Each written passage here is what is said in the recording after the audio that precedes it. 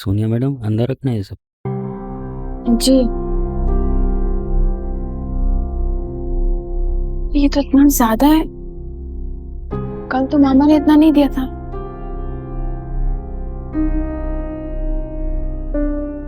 सोनिया बेटा, इतना सारा सामान आपने मंगवाया है? नहीं पप्पू, वो बहुत शुक्रिया। कल दावत में गए थे ना, तो मामा ने गिफ्ट्स दिए थे। हम तो बाइक पे थे तो जाहिर है नहीं ला पाए, तो ड्राइवर से भिजवा दिया उन्होंने। कि इतना सब कुछ भेजने का, तुम्हें पता है ना हमजा देखेगा तो।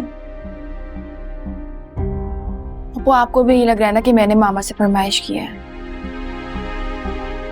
ऐसा नहीं है पप्पू, मुझे तो पता भी नहीं था कि उन्होंने ये सब लेके रखा हुआ है।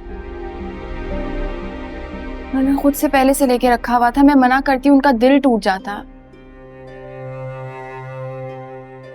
इतनी प्यार और मोहब्बत से लिया है उन्होंने ये सब।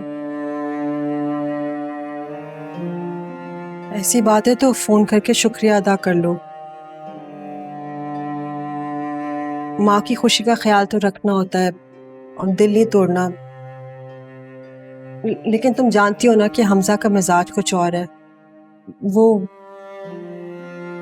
समझ ही नहीं आता। मामा का दिल ना टूटे उसका ख्याल रखती हूँ तो हमजा को बुरा लग जाता है। मैं भी क्या करूँ? हमजा को नरमी से समझाओ और अपनी अम्मी को भी। उनको बता देना कि तुम्हारे शौहर की तबीयत कुछ और है। अच्छा नाश्ता तो करो, ठंडा हो रहा है। कब से लेके खड़ी, आप रखें तो मैं दरवाजा बंद करती हूँ। रख दे पप्पू, मैंने आपसे कहा भी मत बनाया करें।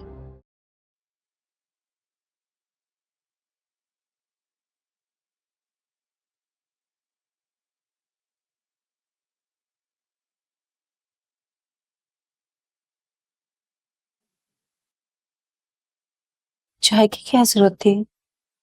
इतने अरसे बाद आई हैं आप भाभी, चाय भी नहीं पिला सकती क्या मैं अब आपको?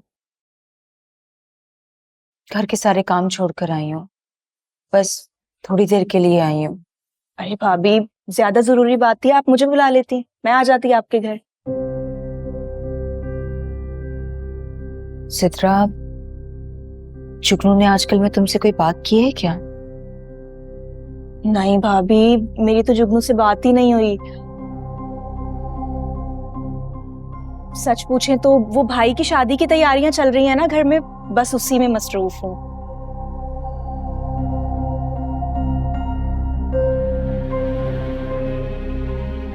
जुगनू से सबसे ज्यादा तुम ही करीब हो।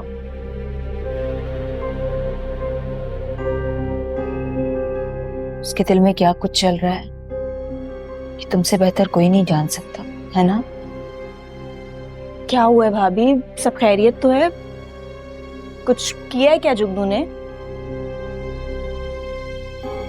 क्या कहूँ क्या किया है उसने।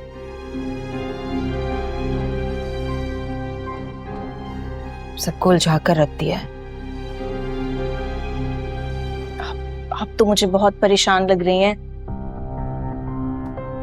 कोई झगड़ा हुआ है क्या उसका ससुराल में, या खुरम भाई से तो लड़ाई नहीं हुई?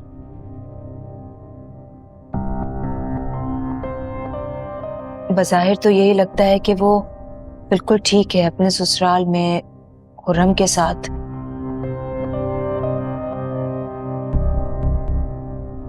लेकिन जब अम्मी उससे मिलने के लिए गई ना, तो वो गिले शिकवे करने लगी।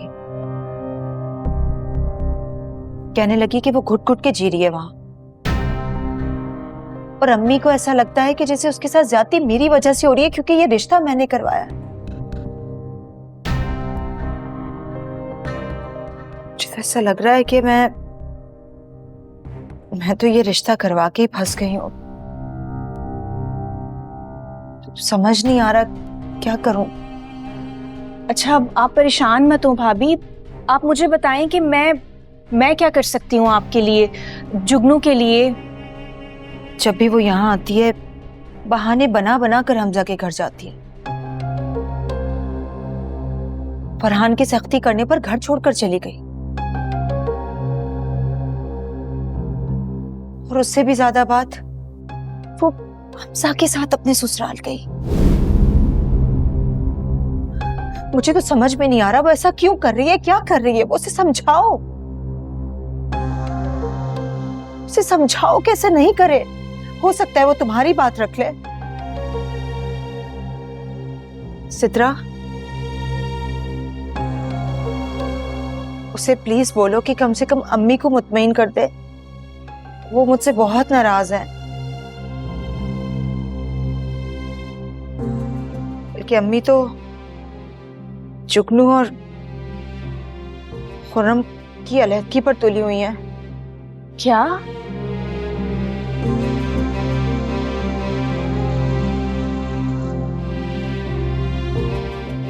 मत नहीं हारूंगी, लेकिन मैं खुर्रम की बीमारी के लिए, इसको ख़त्म करने के लिए सारी चीज़ें करूंगी जो हो सके मुझसे।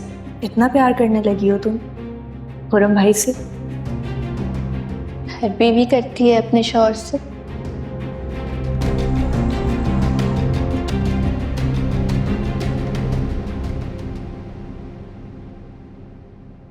सच्ची भाई, इतनी खुशी हुई ना मुझे आपको कॉलेज के बाहर देखकर।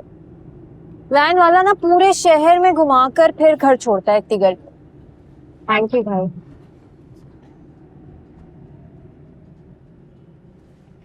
राबिया, मैंने कभी तुम्हारे साथ कुछ बुरा किया है? कभी तुमने किसी चीज की डिमांड की हो, कोई ख्वाहिश जाहिर की हो, कोई चीज मांगी और मैंने तुम्हें ना दी? नहीं भाई, आपने तो हमेशा मेरा इतना ख्याल रखा है, अब्बू से भी ज्यादा। तो फिर तुम मेरे साथ ऐसा क्यों कर रही हो?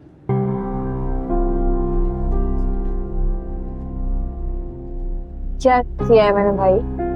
तो गलती हो गई मुझसे। मुझे अफसोस इस बात का है कि तुम्हें जरा सा भी एहसास नहीं है कि तुमने जुगनू से किस तरह बदतमीजी की, वो भी उसकी अम्मी के सामने। वो किस कदर दुखी होकर गई हैं बेटी के घर से। कितना दिल दुखा होगा उनका। तुम्हें जरा सा भी एहसास है? राबिया, तुम खुद सोचो, अगर उसकी जगह तुम होती और तुम्हारे साथ तुम्हारे ससुराल वाले इस तरह का बिहेव करते तो हमें कैसा लगता? हमें क्या फील होता? क्या हम दुखी नहीं होते? ये खुदा की कसम, मैंने कुछ भी नहीं किया। राबिया, झूठी कसम मत खाओ। एक तो गलती कर रही हो, फिर तुम झूठ कह रही हो, झूठी कसम खा रही हो। मैं तो तुम्हें उसी वक्त बुलाकर पूछने वाला था, वो तो जुगनू ने मुझे रोक दिया कि मैं तुम्हें कुछ ना कहूं। वो तुम्हारे लिए इतना सब कुछ कर रही है और तुम उसके लिए अपने दिल में बुराई लेकर बैठी हुई हो, न जाने क्यों।